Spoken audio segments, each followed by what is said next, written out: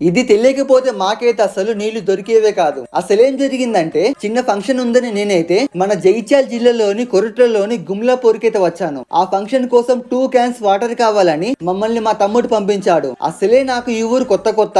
ఈ ఊరు మొత్తం 2 సార్లు రౌండ్ వేసినా సరే వాటర్ ఎక్కడ మాకు దొరకలేదు. ఇంకా ఈ ఎండలో మాకే నీళ్లు కరువైనాయి అంటే మన సన్నుమామనైతే ఉన్న నీళ్ళని బాడీ నుంచి దొబ్బేస్తున్నాడు. ఇక లాస్ట్ కి ఒక అవ్వనైతే వాటర్ ఆ టెంపుల్ కాడ ఉన్నాయని చెప్పింది. పోయి చూస్తే అక్కడ ఏ వాటర్ ప్లాంట్ కూడా లేదు. ఇక మళ్ళీ ఆ గుడి దగ్గర ఉన్న ఒక అంకుల్ ని అడిగితే గోడకి ఉంటుంది చూడండి అని అన్నారు. ఒక 10 మినిట్స్ చూసాక మాకైతే దొరికింది. అసలు ఇక్కడ ఒక బోర్డు కూడా లేదు ఇక్కడ వాటర్ దొరుకుతుందని. మేమైతే షాక్ అయి స్టన్ అయి మైండ్ బ్లాక్ అయిపోయింది. ఇక్కడ గోడకి ఒక ట్యాప్ ఉంది. ఇక్కడ 10 రూపీస్ కాయిన్ అయితే వెయ్యాలని ఉంది. అండ్ మా కాడ 10 రూపీస్ కాయిన్స్ కూడా ఉన్నాయి. ఒక 10 రూపాయల బిల్ల వేసేసి 2 క్యాన్లు నింపుకుందాం అనుకున్నా. కానీ ఎగ్జాక్ట్ ఒక క్యాన్ నిండగానే అదైతే స్టాప్ అయిపోయింది. ఇక మళ్ళీ ఒక కాయిన్ వేసి మళ్ళీ ఇంకో క్యాన్ అయితే నింపుకున్నాం. మా తమ్ముడేమో మాకు అసలు మీరు నీళ్ళు ఎత్తురా నీళ్ళు తయారు చేస్తురని ఫోన్ల మీద ఫోన్లు చేస్తుంది. ఈ వాటర్ మిషన్ గురించి అయితే ఆ బుగ్గగాళ్ళకి తెలియదు. వాళ్ళకి చెప్పి షాక్ ఇద్దాం అనుకున్నా. కానీ ఇది చెప్పినాక వాడేమన్నాడంటే అది మాకు ముందు తెలుసురా, అందుకే కదరా నేను నీకు 10 రూపీస్ కాయిన్స్ రెండిచ్చి పంపించినా అన్నాడు. నేనేమో ఇటు బిల్లలు ఎందుకు ఇస్తుండు, నేను ఎక్కడ ఫోన్ పే కొట్టొచ్చుగా అనుకున్నా. ఇక లాస్ట్ కి అయితే అర్థమైంది